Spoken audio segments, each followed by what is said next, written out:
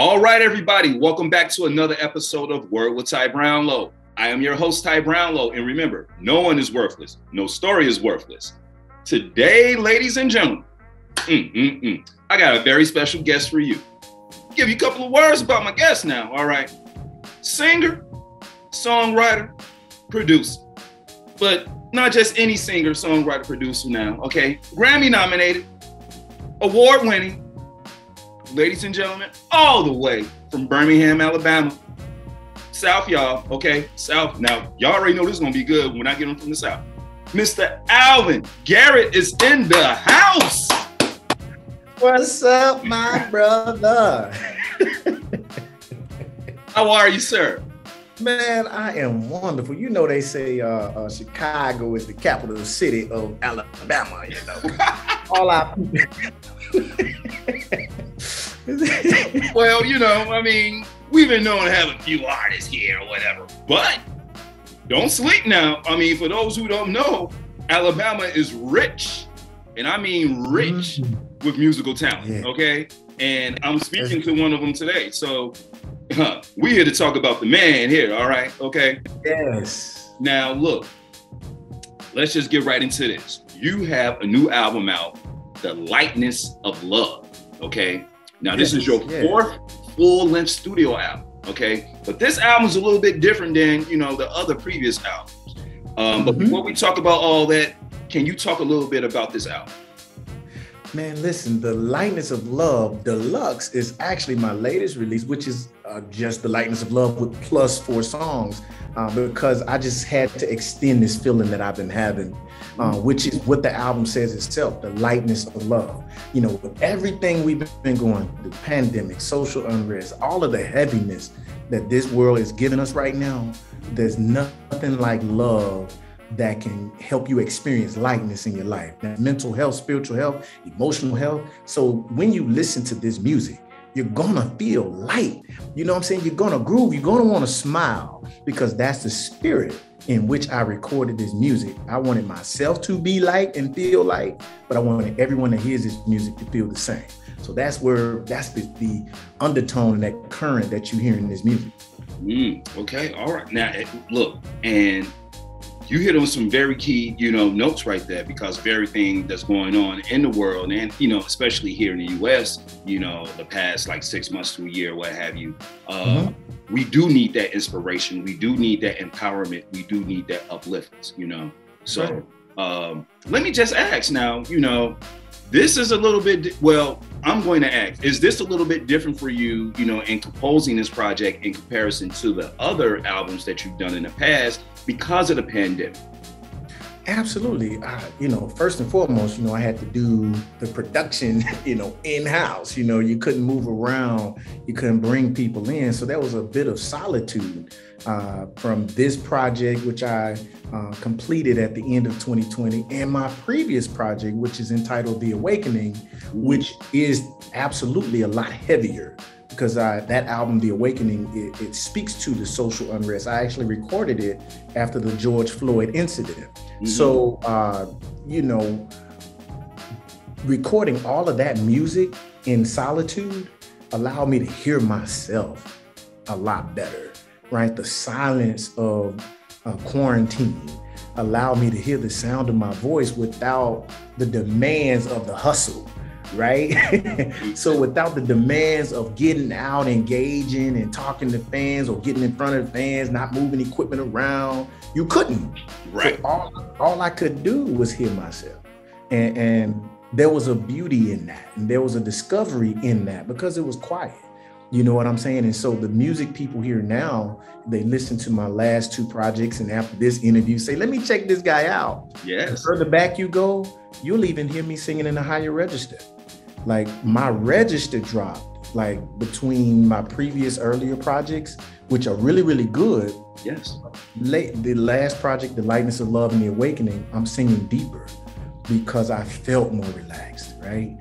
And so it was a growth, but there's also a connection in the silence for me, not having all of these opinions in the studio, not having all of that kind of stuff going on. It's just like, this is what I love, this is what I want to say, and boom, here it is. Okay. Oh, well, you know what? Now, once again, you hit on some key things there because, as you said, this was, sort of in solitude. So you had to be alone, pretty much with your thoughts and, the arrangement of everything else. And I know sometimes being in the studio, normally being in the studio with others, you're always going to have some input, which can't, not all the time, messes up the flow or what have you, but sometimes, that can, mess with the creative juices and where you may have been going, in one avenue now, okay, well, why don't you try it this way? Why don't you try it that way? And without all those voices, you're the only voice, that you get to hear. And, you know what, I like this. And as you said, the range of the voice, and how you're presenting, the music or whatever has changed, what have you as well. So, yeah, I think that's something, yeah, that's key. That's key. Now, your lead single, My Gift to You, that's out now, correct? Yes, matter of fact, that was the first single off the Lightness of Love that I released. And currently, I'm promoting a song called Flowers off the Lightness of Love Deluxe. Yes, and Flowers is that song where, we black folk like to say, give me my flowers while I live. Like, that's right. And during this pandemic, we've lost so many people so quickly, and we're still losing people. So we got to stay, conscious of what's going on out here. But that also means now's the time to reach out to your heroes, and especially those who may not even know the impact they made on you, to say, thank you. Here's what you've done for me. Give me my flowers while I yet live. And so that's what this song talks about. And for me, I've been doing that a lot lately because I want people to know how much they mean. And I know how much it means when somebody tells me thank you. I said, man, you said something to me, you didn't even know how much that I needed to hear it at that time. Or I saw you on an interview and you said XYZ and that changed my life. Or you released a song and I was listening to the radio and it came on, it stopped me from committing suicide. That's a real story. So those are flowers for me to say, my words matter, my music matters. Let me keep on doing what I'm doing. And so with this song, Flowers, that I'm promoting, when people hear it, I want them to think about the same thing. And I'm sure that they'll do it right away. Say, oh man, I need to call such and such because they need to know. Yes. Hey, people, give those people their flowers while they're still here. If they made a difference in your life, please show the gratitude. Now, just a little side note here. Now, I heard your daughter, she had a little hand in the flowers now, as far as the, cover artwork. Can you, just talk a little bit about that there? Yeah, absolutely, man. My daughter Grace, she's beautiful. She's about to turn 12 years old, and she loves to paint. So I was like, hey, why don't you paint something for me? I let her hear the song, and she painted it. But the funny thing about it is, she thought it was trash. She didn't like it. She actually threw it in the trash and didn't want me to see it. So I took it out the next day. And secretly made it my cover, and I showed it to her and explained how beautiful everyone else thought it was, but it was a lesson for her. Sort of the one man's trash is another man's treasure lesson. But that's also on a spiritual level. We have to see ourselves as the higher power's treasure, right? No matter how far we fall, no matter what we go through, we're still beautiful through the eyes of grace, right?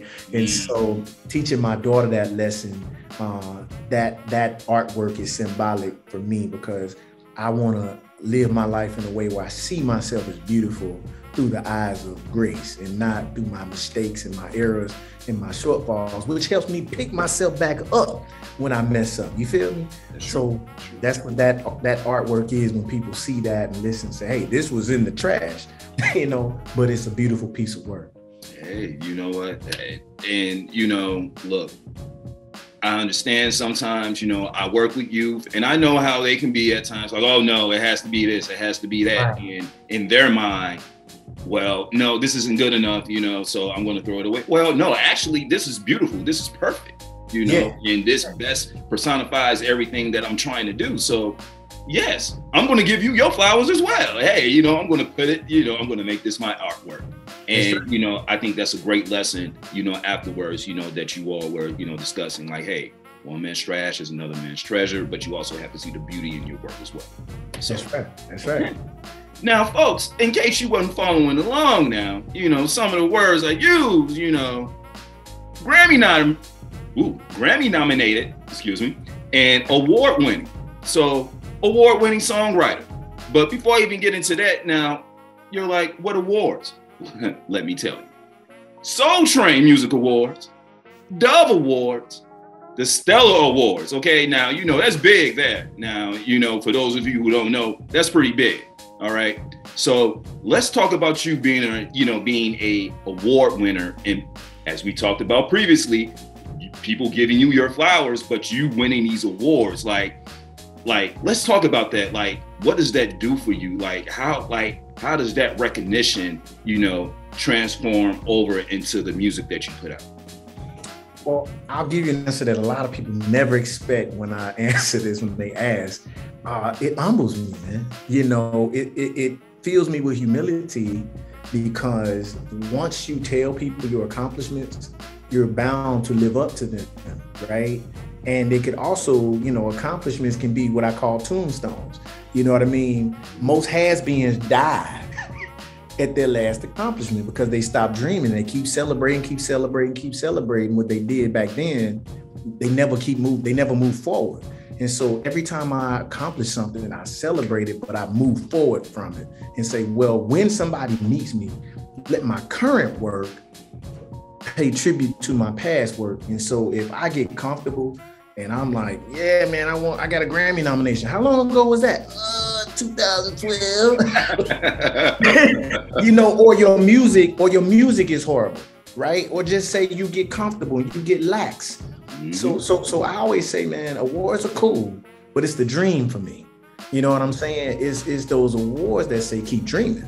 You know what I'm saying? Keep pushing, and not to achieve the awards, but to be worthy of the awards you say you got. And I met a lot of people, I'm sure you have in this industry, where they give you all those credentials, and then you look at their work and you look at them and you're like, huh?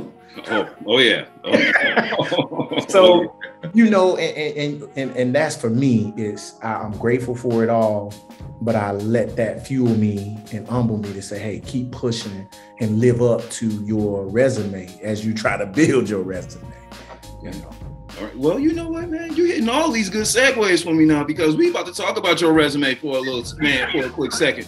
And ladies and gentlemen, now, you just don't get to become an award-winning songwriter, just by writing songs for anybody now. Like, listen to this list, and this is just to name a few. We ain't even naming all of them, okay? Some of you all may recognize the name Joe. Yeah, Joe, the singer, R&B singer. Yeah, all the things your man won't do, all that good stuff. Old school. Don't play.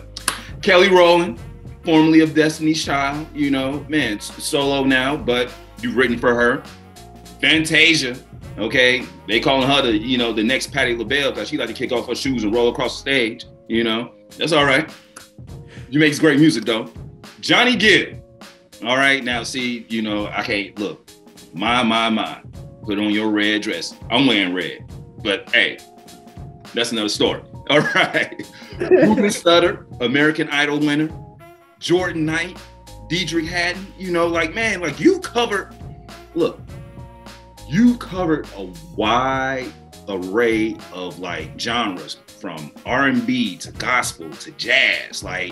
When you're, let's talk about building trust for a second, because when you're coming to these artists and you're presenting these works to these artists, there has to be a level of trust. So how do you build that trust with the artists that you have worked with? Well, the engagement, and thank you so much for that, man. I was like, what? Yes, you did all that. Yes. Well, each one of those engagements happened a different way, and it goes back to relationship, not so much always directly with those artists, but the people surrounding them. So I always tell people you have to have a servant's heart, because you never know which person gonna walk you into the door to get to all those people. Right. So that was my way in, was through being humble and being a good side man for a producer who was working with them, right? A lot of my connections happened that way to build that trust with me directly. And in doing so, once I started building demand where people started seeking me out because they heard those other records, what I would always do, because oftentimes you can intimidate artists, you know, and folks take for granted that famous people know what they're doing. They don't always know what to do in the studio. Okay. They depend on the writers, the producers, the arrangers to help guide them through. Everybody's different. So one thing I always tell anybody I'm working with, I say, listen, making music and writing a song is like making a jug of Kool-Aid, right? You know, Kool-Aid, right? And there are 3 parts to the Kool-Aid. And you got your big, nice jug of water. That's the song, right? That's it. A great song is clear. It's water. You gotta have it. Now, you, the artist, are the Kool-Aid, the color, right? You come in with a certain personality, a certain brand. We're gonna dump that in there. It's gonna look like you, right? But I'm the sugar. You gonna pour me in, I'm gonna make it sweeter. I'm not gonna change your color, I'm gonna make it sweeter, right? You gonna taste me, but I'm not here to change you. I'm here to sweeten you. Every time I say that to an artist, that's when the trust sets in, because they know I'm not gonna try to build my brand with their voice and their likeness. I'm just here to be a servant to you, to make your song sweeter, not to take over you and be the side guy and branding myself off of your music. This is for you, right? And so that example breaks the ice with any time I'm in the studio with somebody and they realize, well, he ain't gonna try to make my ad libs sound like his ad libs. You know, and a lot of producers have done that in the past. We say, oh, I know who wrote that. I know who produced that, because you sound like the person who did your record as opposed to yourself. And a lot of artists have grown to dislike that because they want their own identity and not to sound like 10 other artists on the radio. You know what I'm saying? And so that's where that trust is built with me, is by saying, look, regardless of my credentials, I'm here to be the sugar. Look, you know what? I'm gonna have to take that one. I'm gonna have to take that one from you. Man. Look, I love that analogy. I love it because it applies on so many levels. And as you said, at the end of the day, look, you know, you're still there. I'm just here to enhance the flavor.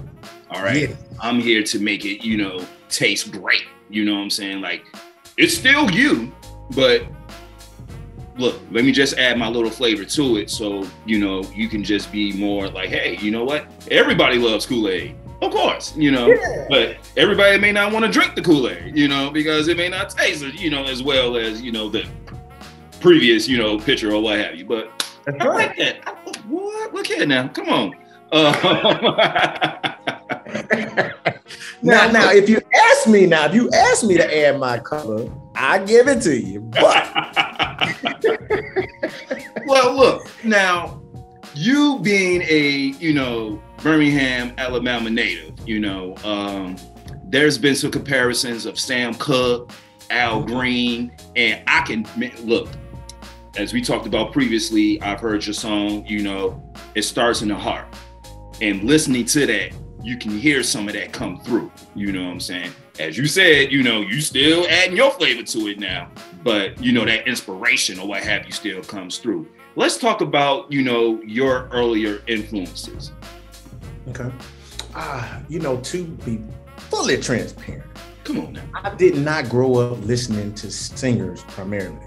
I'm a bass player that's my first instrument. Okay. Bass guitar. So I grew up listening to gospel music, funk. So I could tell you more about the bass players that influenced me than the singers. Okay. Right? Now, as I got older, I started to discover that I had the same spirit as some of the other singers you mentioned. Once I started singing and once I started finding my lane, people started telling me they heard it, right? So I won't say that let me listen to Sam Cooke, study Sam Cooke. Let me listen to Al Green, study Al Green. It was, I wrote a song and they say, man, you remind me of Sam Cooke. And they say, man, your voice sounds like Al Green. And so I was like, let me listen and see if I hear it. And I started, But as I matured in my artistry, I realized why people heard that. Because it's when I think of those guys and I love their music, there's an inspiration there. There's a feeling there. There's a sound in their voice that you connect to moments in your life. You know, you turn on Al Green, Let's Stay Together. All you smell is barbecue. You see family. Oh God. You know, it triggers a moment. It's certainly in wherever you are, it triggers a good mood, right? When you hear change gonna come, it triggers hope. It triggers introspect. And that's what my music does. And that's why people say you remind me of them, because when I hear your songs, it triggers something in me, right? And it's something good, it's something wholesome. And so I embrace that comparison. It's not something I chase, I embrace it. I love it. Man, come on, you over here. Poetic over here now. Come on now. All right. No, I mean, but you know, I love that perspective because as you said, you know, you didn't start off, you know, listening to these people, you know, your influence came from playing bass and, you know, the sound. And to me, that's like, that's very important. That's the sugar, okay, and the water, you know what I'm saying? You still the Kool-Aid, but that's the sugar in the water because, you know, once you develop that sound and once you have that influential sound, man, once you know, write the words and the lyrics or what have you, look, soulful, sultry, you know, things of that nature, man, like you have that, like that's like an innate, you know, being about yourself. But man, me putting this sound together, that's my jam. So once I put this sound together, oh, the words and all this other stuff is gonna fall right along, you know, with it as well. So look here. We building, y'all. We building. All right. We getting this gospel today. So now let me switch gears a little bit because I want to talk about something that, you know, I've seen in your bio and, you know, on your website. I want to talk about a program that you have. Okay. The Right Life Songwriter Program. And this helps at-risk youth coming out of the criminal system. Oh, I'm sorry, the criminal justice system. Let's talk about this for a little bit. Well, through my own exploits as a songwriter, I developed a process. We talked a little bit about it, you know, with the Kool-Aid, because I'm a process-oriented kind of guy. And I developed a process to help me write songs for other artists. And it's a step-by-step process that I have. But I turned it into a curriculum, and I just kind of started going to my local schools here in Birmingham, teaching it, talking to young people who were interested. But I just was discovered by a program called the Dannon Project, right? And the Dannon Project is a reentry program. Matter of fact, one of the country's leading reentry programs here based in Birmingham. And there was just a magical connection with this program and the participants at that foundation. And so you have a lot of young people, of course, who, let's just say it, love hip hop. The hip hop culture and criminal activities sort of are married, unfortunately. I hate to say it, it's an unfortunate truth. But when you're dealing with people who have come out of the criminal justice system, who have determined that I want to get my life on the right track, we got to change the soundtrack of your mind too. And the soundtrack of the music you're listening to, the sort of those depressing thoughts, those angry thoughts, those revengeful thoughts are in the music. And so through this program, we make them aware that the music reflects their consciousness, but then create engagement, fun engagement that says, hey, we're gonna have to take out the N-word. We're gonna have to take out the shooting the black man. We gotta not call women B's and H's. Do you still want to participate?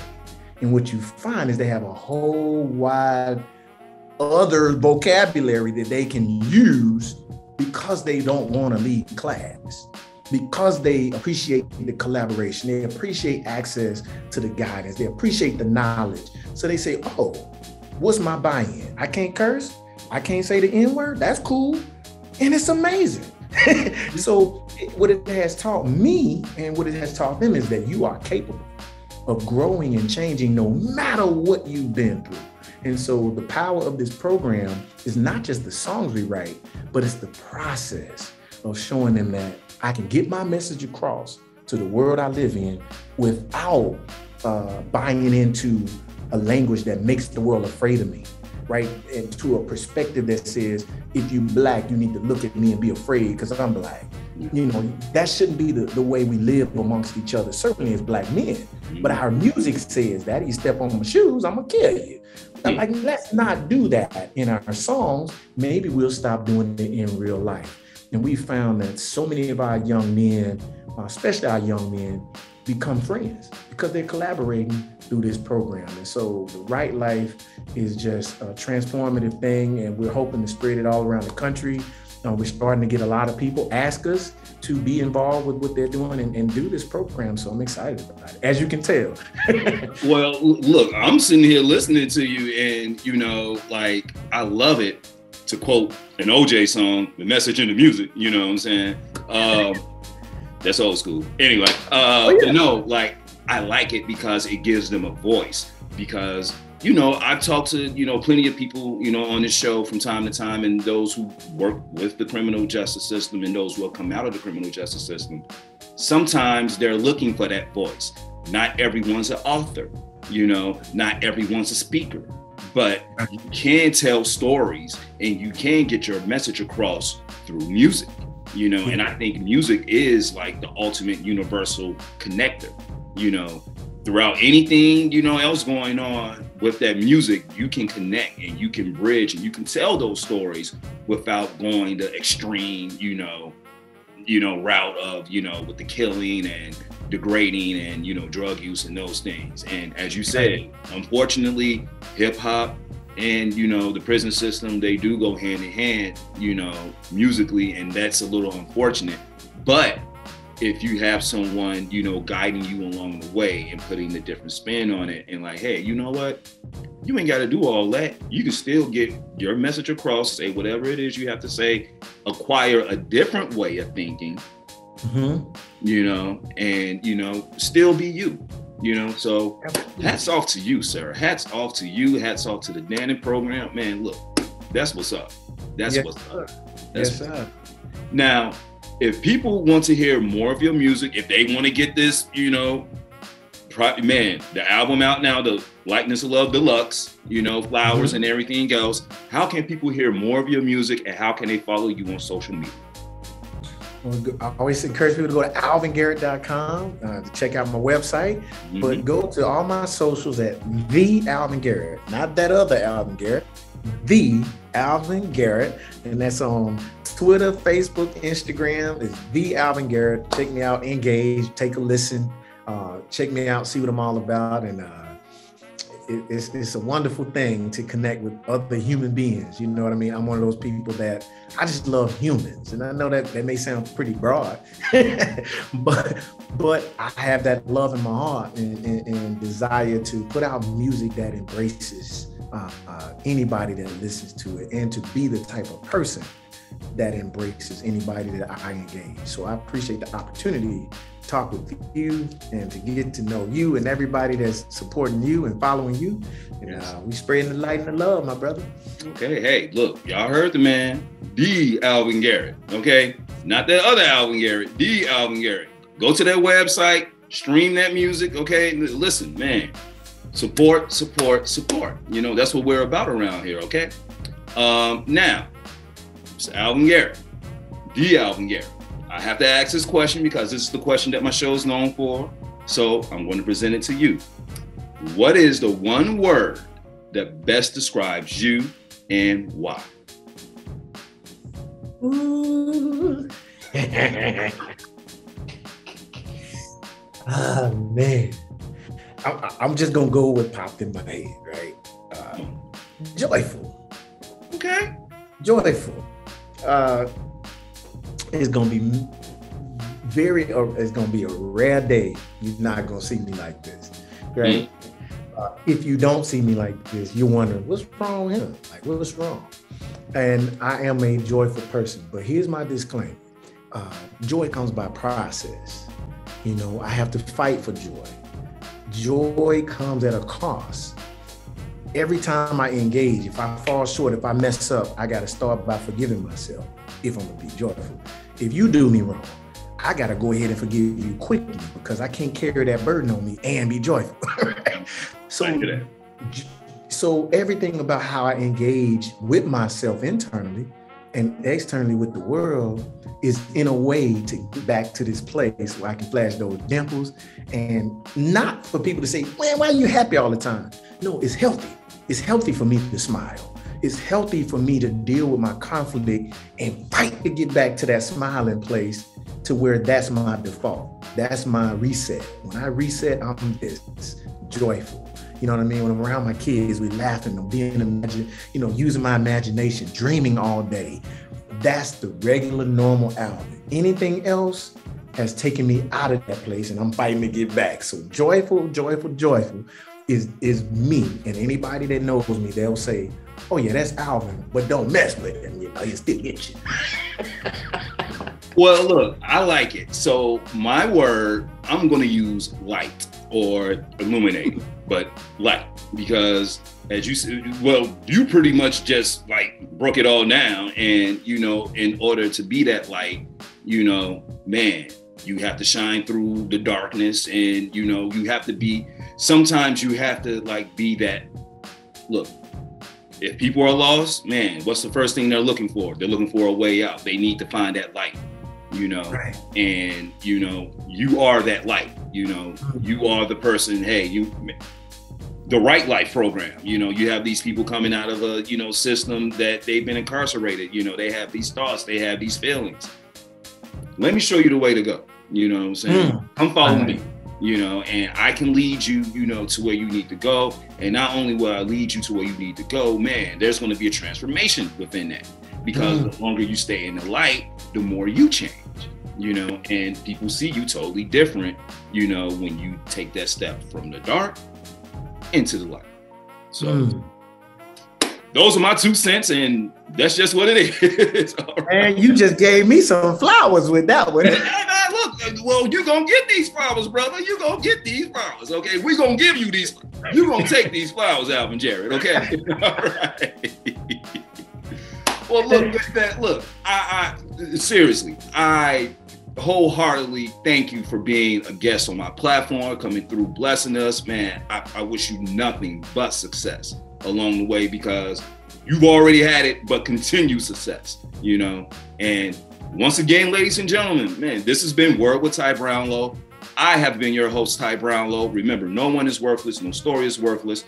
You can follow me on all social media platforms at Word with Ty Brownlow, or you can go to my website, tybrownlow.com. As I said before, you're going to get this gospel, okay? You're going to get this gospel. It's an interview, but it's gospel, okay? But I have other great interviews on there as well. Mr. Alvin Jarrett.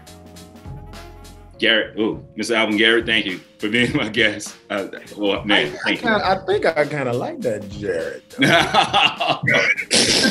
It's Garrett. Alvin Garrett, y'all. Alvin Garrett. No, seriously, I thank you. And I appreciate. Thank you for your time, man. Appreciate what you're doing, and let's keep doing our thing, man. That's right. All right, people. We out. Peace, y'all. Peace.